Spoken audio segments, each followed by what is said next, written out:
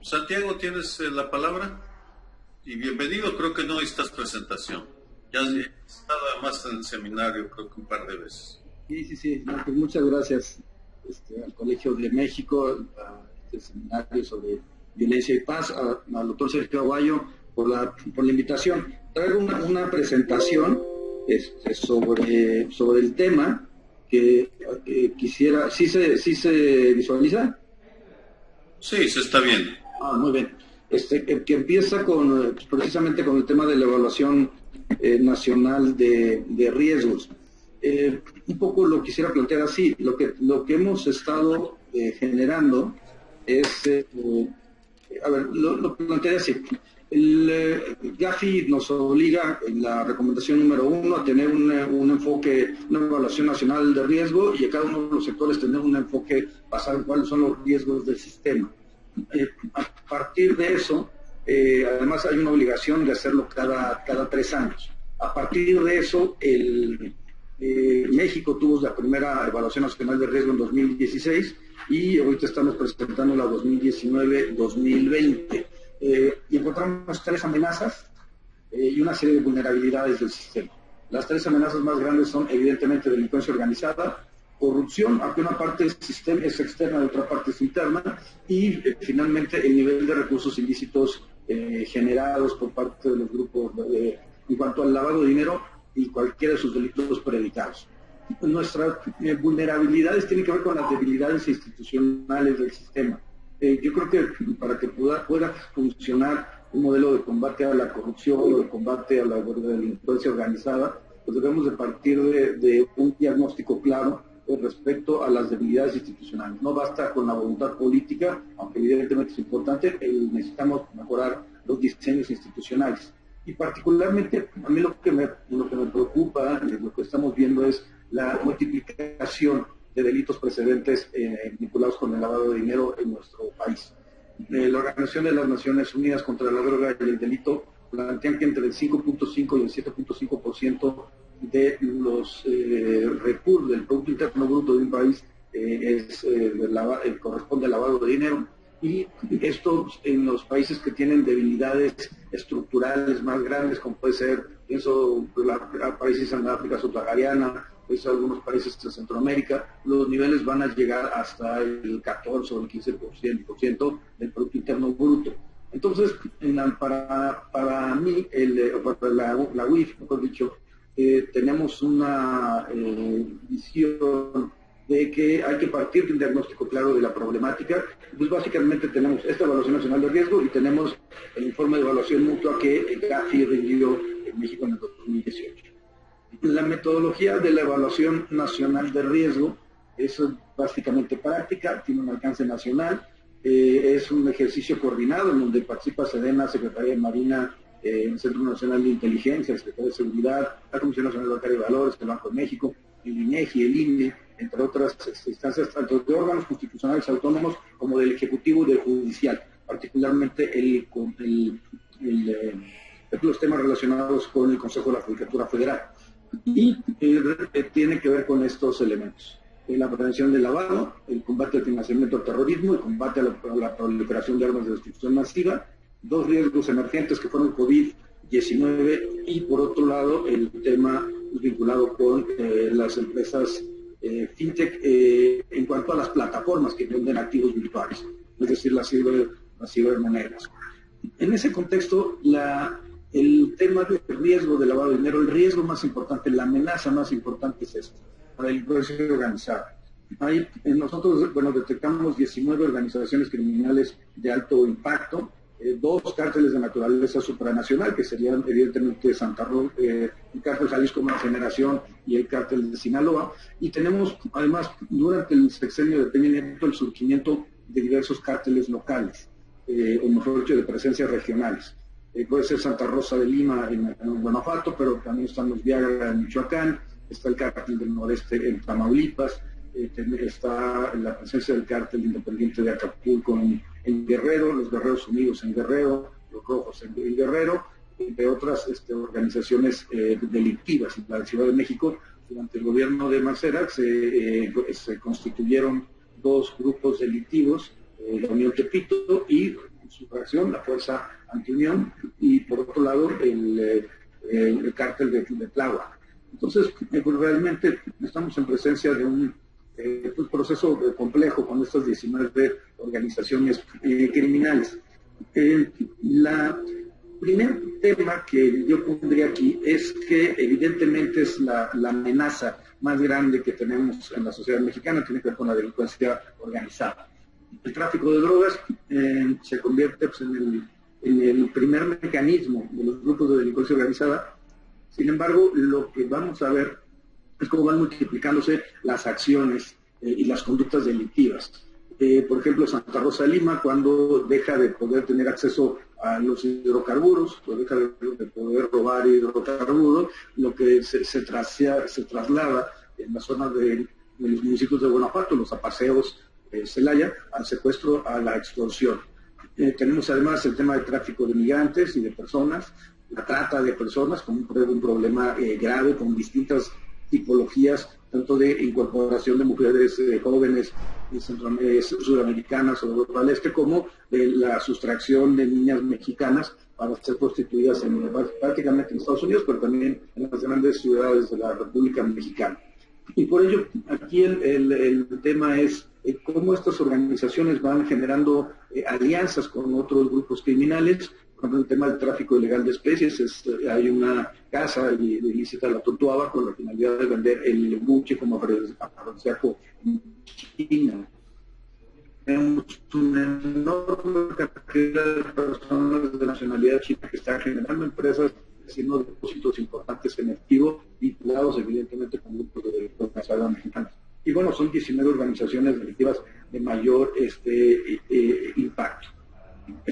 La pregunta es, por realidad, tiene una extensa presencia, una capacidad operativa y logística grande y mantiene, por supuesto, una estructura financiera. Un poco lo que hemos planteado en muchas ocasiones es que un enfoque de una estrategia nacional de seguridad no debe partir solamente de abatir o detener a los líderes de los grupos criminales. Recientemente, porque ha sido una detención importante la del Marro en el estado de Guanajuato. Pero esto tiene que venir acompañado de un combate a las estructuras financieras, y eso es lo que se realiza, entre otras instancias, a partir de la unidad de inteligencia financiera con el congelamiento de cuentas. Después, hay que combatir a la corrupción política que les da cabida a estos grupos. Los grupos no surgen por generación espontánea, surgen por la complacencia o el apoyo, el respaldo de presidentes municipales, gobernadores, personas que están encargados de la organización social en esos espacios territoriales. Por supuesto, hay que combatir la corrupción judicial, ministerial y policial que les da un halo de protección, particularmente con el no ejercicio de la acción penal en sede ministerial o con la suspensión en materia de amparo. Y recordemos el caso paradigmático de este magistrado del Poder Judicial de la Federación, que la fiscal anticorrupción, a partir de una denuncia de la UIF, pudo obtener una orden de aprehensión en su contra, que tenía más de 50 millones de pesos en sus cuentas, que no podía justificar con su ingreso como magistrado del Poder Judicial de la Federación. Y bueno, finalmente hay que combatir la base social y esta contracultura que hemos tenido respecto a la delincuencia organizada. La base social solamente se puede combatir en la medida que tengamos desarrollo rural, desarrollo regional y por supuesto que haya programas de naturaleza social para evitar que grupos enteros de ciudadanos mexicanos se pasen al lado de la delincuencia organizada. Ahora, yo creo que en ese contexto, si bien hay un proceso de fragmentación y supervivencia de los grupos delictivos, esto viene aparejado también con mucho flujo de efectivo. Por supuesto, los cárteles, mientras más grandes, generan mecanismos más sofisticados con contadores, con abogados, para generar empresas que van desde cines hasta restaurantes, constructoras, empresas fachada, distintos objetos sociales, para poder lavar el dinero. Hay zonas territoriales donde tienen una mayor operatividad, como en los estados de Sinaloa, el estado de Jalisco, el estado de Baja California, y se pueden detectar un mayor número de transferencias financieras. Aquí la parte fundamental es ver la inusualidad. Cuando estamos viendo, caso de León, Guanajuato, 500 millones de pesos en efectivo depositados en un mes, eso rompe cualquier perspectiva y eso prende las alertas para poder generar el acuerdo de congelamiento de cuentas. Pero yo creo que la parte más relevante es tener esta estrategia integral de combate a la seguridad de los grupos delictivos, sobre todo con el tema del congelamiento de cuentas. Por otro lado, necesitamos avanzar en dos cosas: el control de la economía informal, porque la economía informal también es un mecanismo para el lavado de dinero, es una vulnerabilidad de nuestro sistema, cuando el 57% de nuestra población vive en economía informal. Y el otro tema es la bancarización. México solo tiene un 37% de economía bancarizada. Necesitamos ir avanzando en tener mejores mecanismos para evitar el flujo de efectivo. Ahora, hay un tema que hay que mantener en vista, que tiene que ver con la competencia entre los grupos delictivos. Si tenemos entre el 15 y el 20% de los homicidios dolosos en Guanajuato, tiene que ver con el enfrentamiento entre los dos grupos, Santa Rosa de Lima y el Cártel Jalisco Nueva Generación. Ahora, el problema es hay debilidades y diferencias estructurales entre los cárteles, pero lo que sí se ha convertido en una constante es la violencia. Eso sí parece homogéneo en términos de lo que nosotros hemos detectado en la Evaluación Nacional de Riesgo. Hay cárteles que son más violentos, Cártel Jalisco Nueva Generación, por ejemplo, pero evidentemente la violencia es una posición homogénea dentro de todos los grupos criminales. Ahora, yo creo que el tema, como ha planteado el presidente López Obrador, la idea se trata de no generar más violencia para combatir la violencia. Creo que fue uno de los errores de la política o la estrategia del presidente Calderón. Aquí lo que se requiere es utilizar precisamente estos elementos, como el congelamiento de cuentas, a partir de la integración. Hemos hecho grupos de trabajo en los cuales participa la SEDENA, la Secretaría de Marina, el Centro Nacional de Inteligencia, la DEA, inclusive, y hay intercambio de información para detectar personas físicas y morales que están relacionadas con los grupos criminales. Eso nos permite ir depurando, y lo que hemos generado como estrategia son acuerdos de bloqueo generales para los cárteles. El primero fue en el cártel de Sinaloa, 330 personas, después fue Santa Rosa de Lima, 99 personas físicas y morales, y después 1960, 3 personas relacionadas con el cártel Jalisco Nueva Generación. Hasta el momento los montos bloqueados son de 5.338 millones de pesos y unos 340 millones de dólares, de los cuales solamente en el tema vinculado con delincuencia organizada estamos hablando de 2.000 millones. Un solo acto, la operación Agave Azul, nos permitió congelar de manera inmediata 1.000 millones de pesos de los grupos delictivos. Ahora, pues ya para cerrar la exposición y dar paso a las preguntas, lo que México ha sido reconocido en el tema del informe anual de personas emitido por el Departamento de Estados de Estados Unidos respecto al combate a las redes de trata de personas, y el otro tema importante es Bitcoin, cómo los activos virtuales se han convertido en un mecanismo para el lavado de dinero de los grupos criminales. Durante 2019 se recibieron 364 reportes de transacciones sospechosas vinculadas con delincuencia organizada, y esto estamos generando los casos para poder generar un nuevo acuerdo de bloqueo para un cuarto grupo criminal con el que estamos generando información e inteligencia. Solamente cerraría con esto. La amenaza de la delincuencia organizada en México en materia de lavado de dinero tiene una probabilidad alta, y el impacto también es un impacto alto. Por tanto, es nuestro problema más grave, y pues la estrategia tiene que ser el encontrar cuáles son las empresas, cuáles fueron los mecanismos utilizados para el blanqueo de capitales de los grupos criminales, y así disminuir su capacidad operativa a través del congelamiento de cuentas. Bueno, pues ese sería, digamos, en síntesis mi exposición para cumplir con lo acordado, y pues estoy a la orden para cualquier comentario que hubiera al respecto.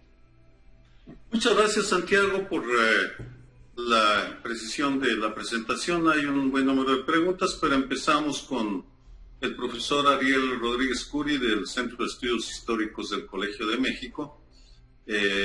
Una pregunta, por favor, a Ariel, Rodrigo y a todos los que quieran del seminario preguntar. Aclaración para el público en general.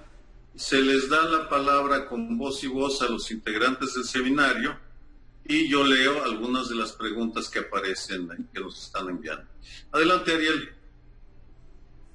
Muchas gracias, Sergio. Muchas gracias al doctor por la exposición en estos momentos. Yo quisiera preguntar, doctor Nieto, una cuestión que me parece crucial, sobre todo en la estrategia interna contra el lavado de dinero procedente de los grupos de la delincuencia organizada.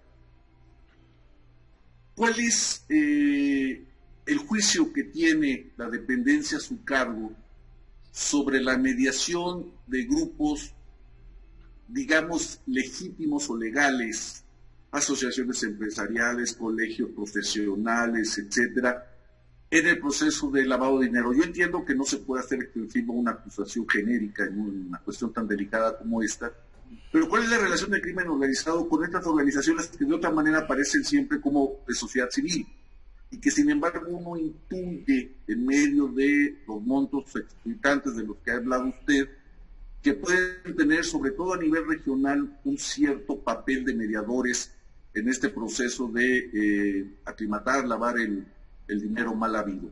Eso me parece fundamental. Y simplemente para retomar la coyuntura, ¿cómo ha impactado la emergencia sanitaria internacional sobre el ánimo de los gobiernos que cooperan con México respecto al rastreo del lavado de dinero? Yo entiendo que los gobiernos están muy ocupados ahora en la pandemia y en la recesión económica, pero se ha mantenido un cierto espíritu internacional para seguir atacando el problema del lavado de dinero en los últimos 4 o 5 meses, por ejemplo. Muchas gracias, doctor Nieto. Vamos contestando una por una, ¿sí, no? Sí, una por una. Oye, una pregunta. Como no pasó completa el PowerPoint, me preguntan si no habría problema que nos lo compartieras para distribuirlo entre el público. Sin problema, por supuesto. Bueno, de acuerdo. Lo hagan llegar. Y bueno, respecto a este primer tema, ya sí planteé en la recomendación número 8 la necesidad de revisar a las organizaciones sin fines de lucro. Ya que en realidad está pensando en ese punto, en particular el financiamiento al terrorismo, porque fueron utilizadas muchas de estas organizaciones para efecto de blanquear capitales relacionados con Al-Qaeda y con algunos grupos terroristas en el Medio Oriente. Sin embargo, para mutatis mutandi, llevando la discusión a México, lo que sí hemos encontrado con organizaciones de la sociedad civil, en algunos casos, es dos tipologías. La primera, recepción de montos significativos y la poca permanencia de recursos en las cuentas. Por poner un ejemplo, es una organización de la sociedad civil que recibe 100 millones de pesos y al otro día transfiere 90 millones de pesos utilizando la propia organización sin fin de lucro para lavar el dinero. Se quedan con el 10% nada más. Esto nos genera pues muchas dudas respecto a la ilicitud de esos donativos que están recibiendo. Por otro lado, tenemos el tema del tráfico de migrantes y de personas. Organizaciones de la sociedad civil, por ejemplo, cuando tuvimos este desencuentro como gobierno mexicano con el gobierno norteamericano, en el momento en que Trump planteó que iba a subir los aranceles de todos los productos mexicanos, la reacción fue empezar a revisar también qué sucedía en este tema. Y encontramos dos cosas interesantes. Primero, cómo el flujo de recursos llegaba a Tapachula, Chiapas, provenientes de Estados Unidos, de Honduras, de El Salvador, y cómo se transferían por 2 vías a organizaciones de la sociedad civil, a la Ciudad de México, y de ahí a 6 puntos fronterizos, a Ciudad Juárez, a Reynosa, a Tijuana, evidentemente, Mexicali, como para el tránsito de personas. Y por otro lado encontramos que había depósitos en transmisores de dinero, piensen ustedes en tiendas Oxxo, y en donde en un día sacaban dinero en Tapachula y el segundo día en Tuxtla, al tercer día estaban ya en Coatzacoalcos, y así sucesivamente iban cobrando dinero en estos transmisores de dinero para efecto de poder pues mantener no solamente las caravanas, sino general todo el tema vinculado con el tráfico de personas. Entonces yo creo que eso es, digamos, una primera vertiente. Que en las iniciativas que hoy tiene el Senado de la República han planteado dos temas importantes, tres temas, que se puedan analizar como actividades vulnerables los clubes de fútbol. Segundo, los partidos políticos y los sindicatos. Es decir, que tanto partidos políticos como sindicatos dieran información a la UIF sobre el ejercicio de los recursos. Hay un convenio de colaboración con el INE para el tema de partidos políticos y estamos generando y tenemos un convenio con la Secretaría del Trabajo para el tema de sindicatos.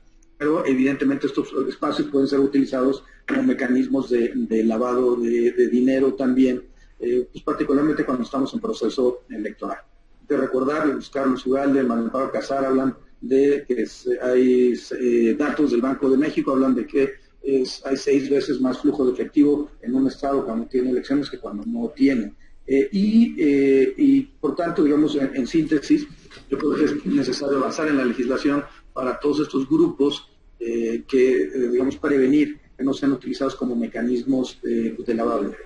Desde asociaciones empresariales, por supuesto, organizaciones de la sociedad civil y respecto al COVID, el GAFIT y GAFILAT han emitido 2 documentos, les han llamado no paper, en donde plantean pues, la necesidad de que se mantenga la cooperación internacional. Entonces nosotros tenemos, particularmente con el grupo ECMO, para poder intercambiar información. ¿Qué hemos detectado con el COVID? Primero, el aumento, la duplicación, solamente en marzo, abril, mayo, junio de 2019 versus marzo, abril, mayo, junio de 2020, se duplicaron el número de avisos de préstamos y de empeños. ¿Qué significa esto? Que la gente está empeñando sus bienes porque se está quedando sin recursos, sobre todo los primeros meses de la pandemia.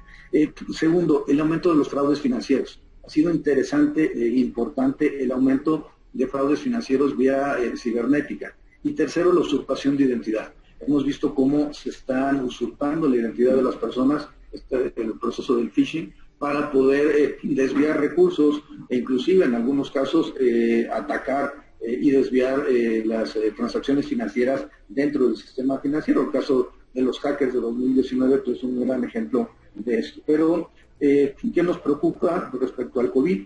Pues el aumento de la trata, el aumento de la pornografía infantil, el aumento de los empeños, pues el aumento de los casos de corrupción también, y la venta de pruebas falsas, y inclusive el Estado de Jalisco vivió un fraude de esta naturaleza, pero el compromiso internacional es mantener el estado de coordinación. También debo decirlo, muchas UIF dejaron de trabajar o redujeron su capacidad operativa, pero pues el compromiso internacional es que debemos mantener el intercambio constante de información entre los países miembros de GAFI y los países miembros de ED. Muchas gracias. Rodrigo Peña, perdón, Ariel. Gracias. Rodrigo Peña, una sola pregunta, por favor. Sí, cómo no. Bueno, muchas gracias, Sergio, y muchas gracias al doctor Santiago Nieto por tan interesante presentación. Mi pregunta va un poco aparejada a la que hacía Ariel también. Y es básicamente de qué manera la UIF está contribuyendo a entender de mejor manera a esto que llamamos crimen organizado. Y lo menciono porque en tu presentación, Santiago, mencionabas de la importancia de tener un diagnóstico claro, lo cual es fundamental. Y cualquiera que se haya acercado un poquito al concepto de crimen organizado o al fenómeno de crimen organizado se da cuenta muy rápido de lo latinoso que es, ¿no?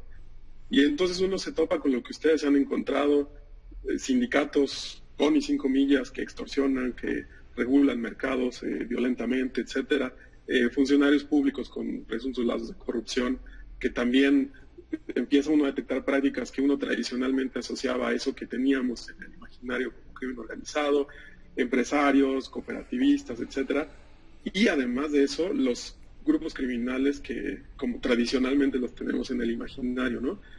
Entonces, en ese sentido, preguntarte cómo entiende la UIF el fenómeno del crimen organizado a partir de entender estos lazos de los que ya hablabas un poco también, y cómo contribuye a entenderlo mejor en el caso de México. Tenemos 10 años, 15, lidiando con un imaginario muy extraño, ¿no? Del narco, de una idea incluso ranchera de lo que es el narco, y de pronto cuando nos metemos a las entrañas encontramos estos vínculos y estos lazos y operaciones y prácticas, etcétera, que nos pone al menos en tensión lo que creíamos que entendíamos, ¿no?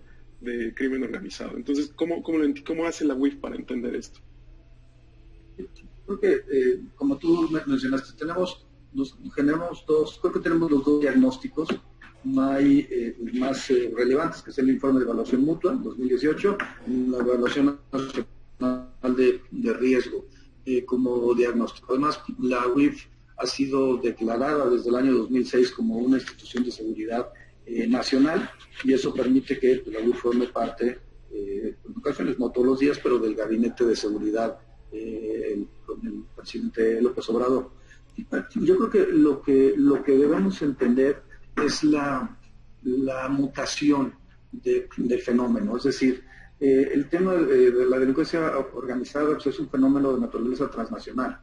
Por tanto, el combate al mismo tiene que hacerse desde ambos desde los distintos países que se ven involucrados. También, aunque tiene una enorme presencia regional, los modus operandi son generales para la República.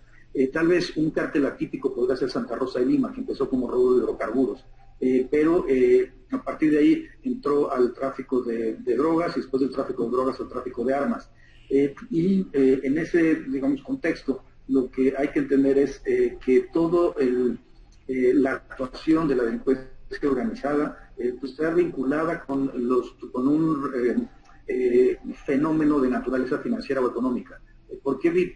¿Qué es lo que estamos viviendo? Primero, pues tenemos un país que tiene 60 millones de pobres, por lo menos tenemos una enorme desigualdad de naturaleza social, una falta de oportunidades en muchos espacios de la sociedad mexicana para el desarrollo de las personas, y tenemos una necesidad de los grupos sociales de poder mantenerse, sostener a los entornos familiares. En ese contexto, la delincuencia organizada, vinculada con el problema de la impunidad, nos da como resultado un caldo de cultivo que ha sido aprovechado por los grupos delincuenciales en México. Y con esto de que mencionaba hace un momento, no podemos tener en el imaginario colectivo el narcotraficante de tejana y bota vaquera, cuando esto está ya relacionado con pues prácticas de estructuras financieras, abogados, contadores, cuando esto ya está relacionado con operaciones internacionales, cuando está pues, ya relacionado pues, con cárteles o con grupos criminales pues, de naturaleza supranacional. Y voy al tema de la impunidad. A mí lo que me parece es que nos ha faltado generar una política de no solamente combate a la corrupción, sino combate a la impunidad.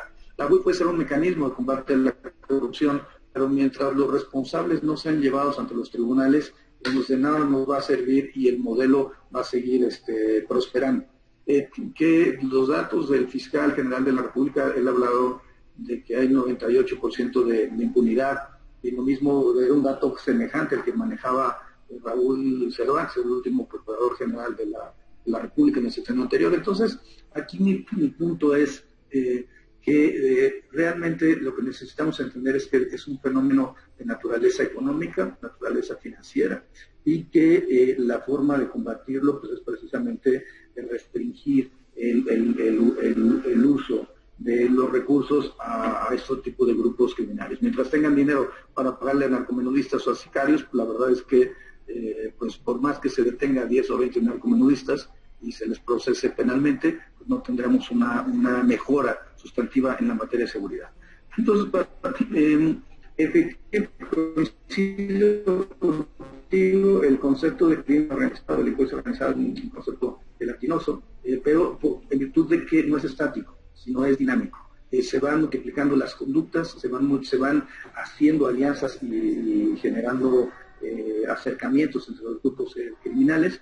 Y bueno, por supuesto, mientras haya autoridades gubernamentales, estatales, municipales, que sigan jugando al lado de la delincuencia organizada, pues va a ser mucho más complicado que el Estado mexicano pueda recuperar ciertos espacios geográficos y de poder limitar a estos 19 grupos de alto impacto que tenemos en el país. Muy bien, muchas gracias. Voy a leerte una pregunta de Jesús Cervantes de Proceso. Si han encontrado la UIF evidencia de lavado de dinero en la zona de los viñedos en el Valle de Guadalupe. A ver, no hemos generado, honestamente, un tema relacionado con viñedos, es decir, no hemos buscado una minería de datos que nos permita identificar viñedos. ¿Qué tenemos en Baja California? Problemas centrales, creo yo, aduanas, el tema de las aduanas. De hecho, es una de las debilidades, de las vulnerabilidades del sistema financiero mexicano, de la economía nacional, en términos de la evaluación nacional de riesgo. Encontramos el ingreso de armas en auto chocolate, por ejemplo. Encontramos ciertas empresas que benefician a los administradores aduanales, a los agentes aduanales, y yo creo que ese es uno de los temas centrales del país. Ya se había planteado en algunos otros estados de la República Mexicana, particularmente las aduanas de Progreso de Tuxpan, Manzanillo, de Lázaro Cárdenas, de Querétaro, Guanajuato, habían sido denunciados los titulares en virtud de actos de presunta corrupción. Encontramos también en Baja California un problema latente con aduanas.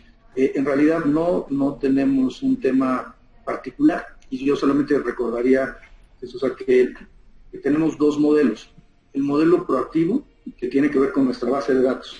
La actividad de la UIF no puede ser discrecional, no puede ser arbitraria. Si sale en nuestro modelo de riesgo, que generan matemáticos, o una matemática, un actuario de la unidad, pues podemos actuar. Es decir, lo que hace este modelo de riesgo es analizar 274 variables respecto a las características del sujeto que hace la transacción, los montos, la zona geográfica, el uso de actividades vulnerables o no, el uso o no del sistema financiero, y se le da una calificación de 0 a 10.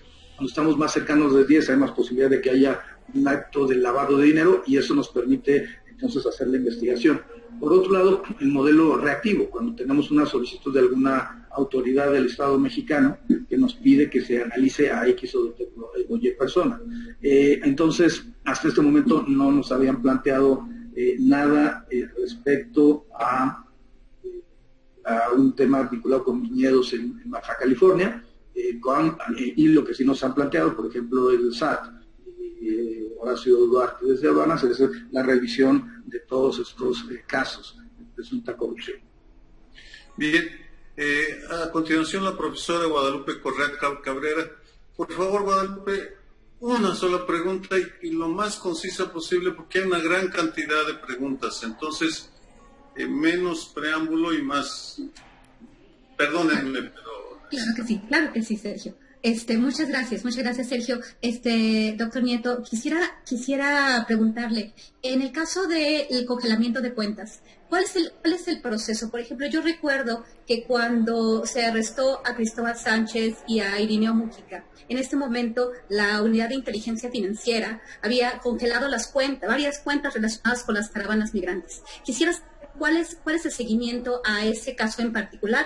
Porque hay otros casos que también, cuando se congelan las cuentas, no entiendo cómo es el proceso, y como un ejemplo me encantaría saber en dónde estamos en el caso de las caravanas migrantes. Muchas gracias. Algo que faltó de lo que estoy viendo ahorita en el chat respecto a Sosa Castellán. Sí, a Sosa Castellán nosotros lo denunciamos por lavado de dinero, 63 denuncias en su contra, una ya fue judicializada, estamos esperando que la segunda se judicialice por los temas de anticorrupción, y en virtud de que a la fecha no han podido acreditar la transferencia de 151 millones de dólares de Suiza a Estados Unidos también. Esa es una solicitud internacional. Vi que había una nota periodística efectivamente en proceso relacionada con los viñedos, pero hasta este momento no hemos terminado ese proceso de investigación, por eso no podría dar mayor información al respecto.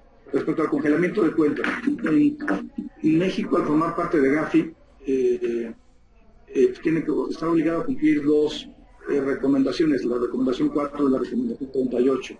Esas obligan a que haya reacciones inmediatas para poder evitar que el dinero pues se introduzca de forma ilícita al sistema financiero y a la economía nacional. Para ello se reformó en 2013 la Ley de Instituciones de Crédito y se estableció la posibilidad de que a partir de 2014 pudiera haber congelamiento de cuentas. Esto permaneció.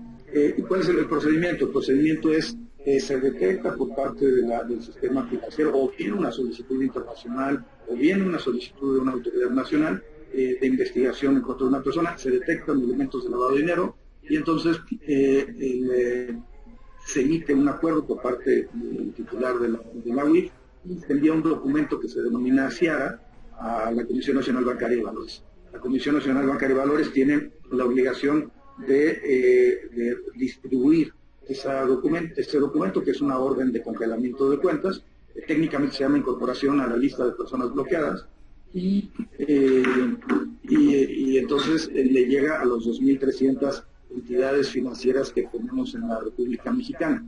A partir de ese momento, las entidades financieras no pueden transaccionar con los clientes o usuarios que hayan sido incorporados a la lista de personas bloqueadas. Esto puede ser a nivel internacional, OFAC, por ejemplo, puede ser a petición de una autoridad internacional, FBI, DEA, etcétera, puede ser por petición de alguna autoridad nacional, Secretaría de Seguridad, Serena Marina, etcétera, o puede ser por investigación propia del ambiente, etcétera. A partir de que se emite ese acuerdo de bloqueo, las personas tienen dos vías. Pueden o acudir al juicio de amparo, promover un amparo por señalar que en atención a un criterio de la Suprema Corte de Justicia de la Nación que permite que los jueces ponderen y tiene que prevalecer la apariencia del buen derecho del ciudadano que le compraron las cuentas o la facultad de la autoridad estatal, en este caso de la UIF. Y la verdad es que la jurisprudencia decía que tiene que ser ponderado por parte del órgano jurisdiccional. Después Medina Mora impulsa un cambio de criterio para eliminar o restringir la actuación de la Unidad de Inteligencia Financiera. Muy raro porque Medina Mora no tenía, digamos, en 2016 señaló que era constitucional el bloqueo de cuentas y en 2019, cuando ya ha cambiado el gobierno, pues ya señaló que hace una interpretación conforme, no la declara inconstitucional, pero dice que si la solicitud viene de una instancia extranjera, entonces procede el bloqueo, pero no se hace una investigación de carácter nacional. Evidentemente, pues es una finalidad política de reducir la capacidad operativa de la UIF en temas vinculados con corrupción del CESNET. Pero en algunas ocasiones, el año pasado se hicieron congelamiento de cuentas vinculados con caravanas migrantes. Había cuentas que en realidad pues, no tenían recursos significativos a solicitud del Instituto Nacional de Migración. Pero también tuvimos casos en donde se recibían recursos pues, realmente extraños, ¿no? Por ejemplo, recursos provenientes de Libia, del Medio Oriente, Pakistán, que llegaban a Tapachula y de Tapachula se empezaban a mover los recursos. Entonces, yo creo que el congelamiento de cuentas es una gran herramienta que tiene el Estado mexicano. Yo creo que es importante que podamos combatir esa jurisprudencia. Yo estoy impulsando que algún asunto sea traído por los ministros de la Suprema Corte de Justicia y se pueda volver a revisar esta decisión judicial. Y bueno, para mí lo más importante es que tenemos que quitar esa interpretación de Medina Mora porque va en contra del estándar internacional y cuando nos vuelva a revisar Gafi o el Fondo Monetario Internacional seguramente tendremos una señal negativa ahí, que eso puede tener una trascendencia económica para el Estado mexicano y evidentemente pues no queremos eso. Respecto al caso en particular, lo reviso, que yo recuerde no había grandes cantidades, pero lo reviso, pues ahí pasamos la información. Bien, hay dos preguntas de la prensa muy precisas, no creo que te lleve mucho, para luego pasar la palabra a Jean-François Boyer. Erika Flores, de La Silla Rota, el portal, pregunta si te vas a competir por la gubernatura de Querétaro. Ahí eso dependerá del presidente López Obrador. Cuando uno forma parte de un equipo, entiende que hay circunstancias que se tienen que ponderar. Yo considero pues, que las lealtades son de ida y vuelta, y el presidente López Obrador conmigo me ha dado una enorme confianza y una posibilidad de desarrollo aquí en la unidad de inteligencia financiera. Estaré a lo que el presidente diga, y mi punto es pues, en qué lugar podría apoyarlo mejor. Yo creo que lo que debemos de tener todas y todos muy claro es que el país, como lo teníamos en 2018, no podía continuar esos niveles de corrupción, esos niveles de impunidad, y tenemos que cambiar eso. Muy bien. Y Gustavo Castillo de La Jornada, ¿cuántas denuncias has presentado desde que estás en la UIF ante la PG, la Fiscalía General de la República, y cuántas se han judicializado? Son 165 denuncias, 164 denuncias en 2019. Ahorita llevamos ya 85 denuncias en lo que va de 2020. De ellas, se han judicializado como casos relevantes, evidentemente Collado, evidentemente Rosario de Robles, evidentemente el caso Sosa Castellán. ¿Qué otro caso le pondría como relevante de judicialización? Para la Fiscalía de la Ciudad de México, el asunto relacionado con Miguel Ángel Vázquez, el asunto del bombero, que lo cerró orden de aprehensión, se complementaron con información de la UIF y de las denuncias, órdenes de aprehensión en contra de dos tratantes, uno de la banda del Cepillo y el otro del Sony. No tengo todos los datos de las judicializaciones porque no nos ha querido reconocer el Ministerio Público el carácter de víctima en todos los casos. Lo tenemos en algunos casos, el del caso de Lozoya, por ejemplo, fueron 4 o 5 denuncias que se han presentado contra Emilio Lozoya, de las cuales 2 ya se encuentran judicializadas. Pero es información que le hemos requerido a la Fiscalía General de la República para saber cuáles de todos esos casos donde no se nos ha otorgado la calidad de víctima y por tanto no tenemos acceso a la carpeta de investigación, pues se encuentran judicializados. Yo lo que creo es que hay un trabajo muy coordinado entre las instituciones, y creo que en lo que va de la presente administración le hemos entregado pues, más de 1000 notas de inteligencia a la Fiscalía General de la República ante requerimientos de ellos, lo que denominamos reportes de petición. Y creo que esa es la parte que habría que profundizar aquí. Bien. Jean-François, sigues, pero por favor, muy directo, porque hay muchísimas preguntas. Quítale tú el mute. Doctor, buenas tardes.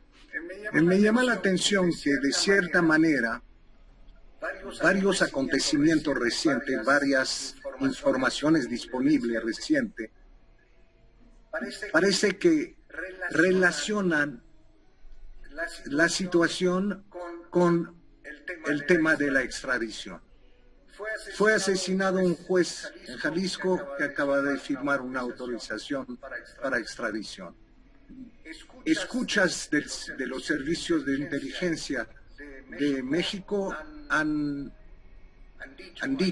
revelado que 2 personas, usted en particular y el canciller Marcelo Ebrard, podían ser objeto de atentados. Usted que acumula millones de información que sirven eventualmente para fiscales norteamericanos para pedir extradición. El canciller, que es el último firmar la autorización de una extradición. Mi pregunta es, ¿no siente que se puede desencadenar, como fue el caso en Colombia, una guerra contra la extradición a medida que usted y otros van acumulando elementos fehacientes para fiscales norteamericanos? Yo creo, primero, es muy importante conseguir la extradición de los principales líderes de los cárteles en México para el procesamiento en Estados Unidos. Así como nosotros también queremos que nos extraditen a César Duarte, por ejemplo, que nos extraditen a García Luna. Yo creo que son casos paradigmáticos. Debo decir que nosotros trabajamos de manera muy cercana a la DEA, al FBI, y tenemos intercambio de información constante, no solamente por la vía informal de Egmont, sino también por grupos de trabajo. Y hemos entregado información, inclusive en el caso de García Luna, a los fiscales del distrito este de Nueva York, vinculados con el tema de corrupción política, que era lo que nosotros teníamos detectado. Yo creo que sí hubo CNI hizo el planteamiento de que haber interceptado una comunicación del Cártel Jalisco, donde se ponía que varias personas, incluyendo Omar García Harfuch, podríamos ser sujetos de algún tipo de agresión. En realidad, desafortunadamente, lo que sucedió a Omar García Harfuch, que es una gente con la que yo tengo una extraordinaria relación, y que trabajamos muy bien desde la época en que yo estaba en FEPADE y él estaba como titular de la entonces Agencia de Investigación Criminal. Yo creo que la política de extradición es una política que tiene que continuar. Yo creo que además, precisamente por los temas que hemos detectado de corrupción ministerial, de corrupción judicial en México, que se les generan halos de protección a los grupos de delincuencia organizada, es muy importante que mantengamos esta política de extradición hacia Estados Unidos. Miriam Morales. Se nos perdió. Miriam Morales. Bien. Miriam. Discúlpame. Buenas tardes, doctor Nieto. Usted nos decía que usted podría judicializar todo lo que, de acuerdo a 200 y tantas variables, aparecían en sus, del trabajo de sus actuarios. Sin embargo, la semana pasada apareció información pública que me parece que es pertinente a su área, que es el caso del banco HSBC. Con documentos que hablaban de blanqueo de capitales en el mundo, en otros países, pero también daban datos muy precisos en relación al blanqueo de capitales que se había efectuado en el país, con nombres y apellidos de depositantes y de funcionarios de HSBC que permitieron las operaciones. Incluso uno de ellos fue un caso muy notorio porque hoy día ocupa un cargo en la Secretaría de Hacienda y Crédito Público. Ya entendí por su exposición las dificultades de su área para que muchos casos sean judicializados. Entendía que del montón de investigaciones que usted ha hecho entre 19 y 20, hay menos de 10 que se han investigado. Pero en este caso, que tiene muchísima relevancia, justamente porque es una operación transnacional, porque está documentada la operación nacional y además porque hay una persona que ocupó el cargo más alto en el banco HSBC, que permitió las operaciones y hoy día es un funcionario del Estado. Es decir, se produce la figura donde hay una asociación público-privado que permite estas cosas. ¿Cuál es la postura del área que usted dirige en estos casos? Hay que recordar que los hechos ocurrieron en el año 2007 y fueron hechos que fueron investigados en su momento y sancionados en ese momento. De hecho, HSBC se llevó la multa más importante que ha puesto el sistema financiero norteamericano. Y efectivamente, del 100% de los casos reconocidos por parte de los distintos estados que intervinieron, incluyendo el Estado mexicano, por supuesto, el 33%, 35% de las operaciones ilícitas de HSBC habían sido encontradas en México. El asunto es que esto pues, ya fue sancionado en su momento.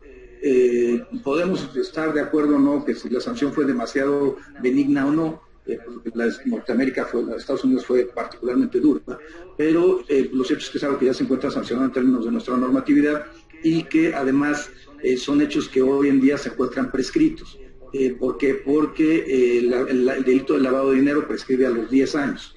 Entonces, digamos, los hechos del año 2007 ya se encontrarían prescritos. De hecho, cuando a mí me plantean en el tema, perdón por salirme un poco, pero tiene que ver con esto, cuando me plantean el tema de los expresidentes, yo lo que digo es que pues, en realidad se podría investigar a Felipe Calderón y a Enrique Peña Nieto, porque pues, los delitos no se encontrarían prescritos, pero no así pues, a Vicente Fox o a Carlos Salinas de Gortari, porque los delitos ya se encontrarían prescritos.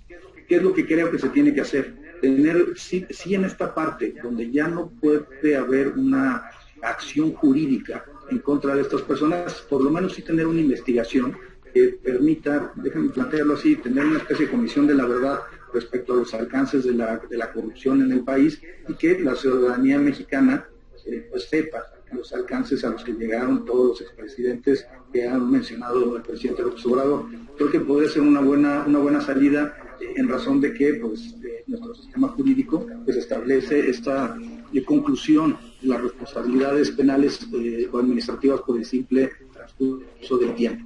Entonces yo lo que he planteado es que vamos a revisar si hubiera algo en el caso de HCBC que no hubiera sido sancionado por la CNBV. Hasta donde yo recuerdo, la CNBV impuso una multa a HCBC. Es el tema, incluso también que tuvo una sanción hacia las personas que estuvieron involucrados en el proceso, y para efecto de poder tener una visión global. Pero toda la información que yo tengo en este momento, estas conductas de HCBC 2007 o ya fueron sancionadas o ya se encuentran prescritas.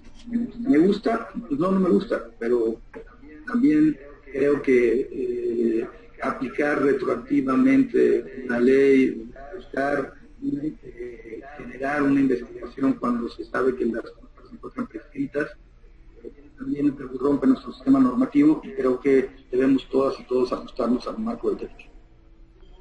Muy bien. El doctor Luis Astorga de la UNAM. Luis. Muchas gracias, Sergio. Una pregunta. ¿Qué impacto verificado ha tenido el congelamiento de cuentas en las 5 organizaciones delictivas más importantes?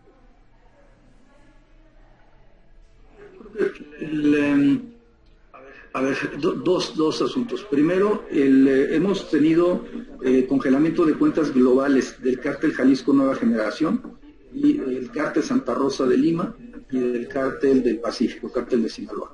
Son las tres organizaciones a las que se ha bloqueado de forma global.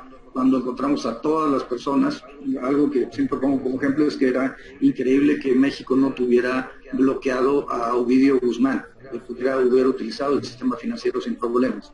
¿Qué hemos visto? Primero, cuando viene el congelamiento de cuentas, ellos empiezan a utilizar más recursos en efectivo.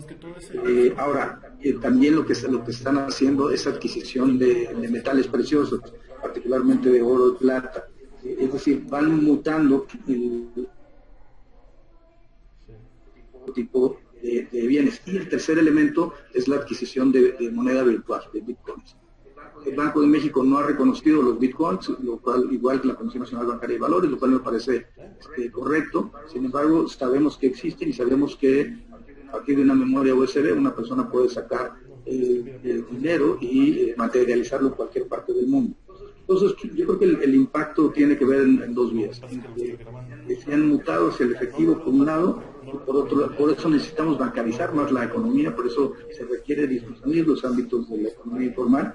Y por otro lado, pues ha habido reportes de las de inteligencia en donde se han quejado de estas operaciones o acuerdos de bloqueo. Yo esperaba esta semana ya tener un cuarto caso, otro cártel importante en el país. Yo esperaría que a lo mejor para terminar la semana el programa esté dando el aviso correspondiente. Vamos a cerrar con dos preguntas. Perdón que te las haga, pero se van a quedar como 20 sin hacer. Pero la primera es de Guadalupe Fuentes, del diario Sin Embargo. Que mañana es la audiencia de Genaro García Luna, y si crees que la información que están reuniendo los fiscales de Nueva York ayudará a la UIF a esclarecer la relación que se tuvo entre ese exfuncionario y la delincuencia organizada. Es una. Y luego, Joel Enríquez y Sergio López hacen de hecho la misma pregunta: tu relación con la Fiscalía General de la República, si hay sincronía.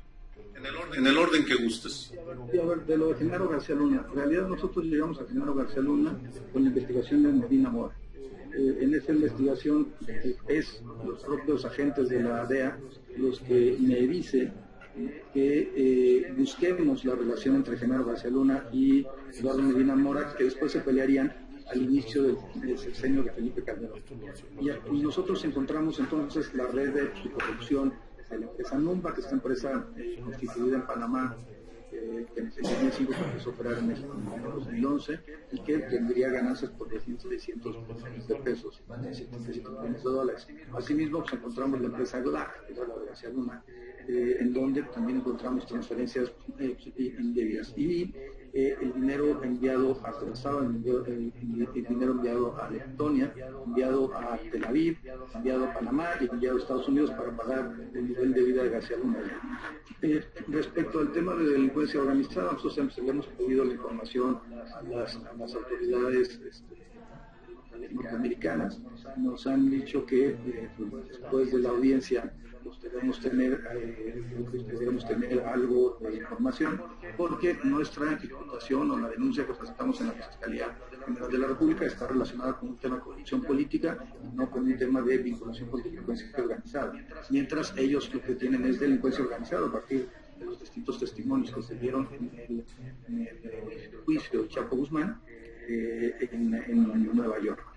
Y respecto al tema de la Fiscalía General de la República, trabajamos muy bien con la fiscal anticorrupción, con la doctora Mijangos, trabajamos muy bien con Seido, con su procurador Higuera, trabajamos muy bien con Fede, padre, nuestro Pinchetti, y yo creo que la tónica de colaboración es importante, y pues, yo he reconocido públicamente al fiscal en esos casos en los cuales ha judicializado todas las carpetas de investigación relevantes, y también en el hecho de que en 2018 hubo en todo el país solamente 6 sentencias condenatorias por lavado de dinero, y en 2019 alcanzamos 84 sentencias condenatorias por lavado de dinero. Realmente sigue siendo poco para un país de las dimensiones de México, pero bueno, se multiplicó el número de sentencias condenatorias en esta materia, según datos del Consejo de la Judicatura Federal. Bien, pues vamos a cerrar agradeciéndote una vez más. Tienes una cantidad enorme de felicitaciones, por cierto, a tu trabajo. Ya te las haré llegar. Y pues cierro no solo agradeciéndote a ti tu disposición a hacer este ejercicio de transparencia en un foro académico, sino también a la Fundación GOL por el apoyo que da al Colegio de México para realizar estos eventos, y al equipo de Valeria Hernández y al cuerpo diplomático que siempre nos acompaña en estos eventos. Hasta pronto, Santiago, y muchas gracias, suerte con tu trabajo. Muchas gracias, un abrazo. Sí, hasta luego. Un abrazo, Santiago. Nos vemos, Iner. Nos vemos.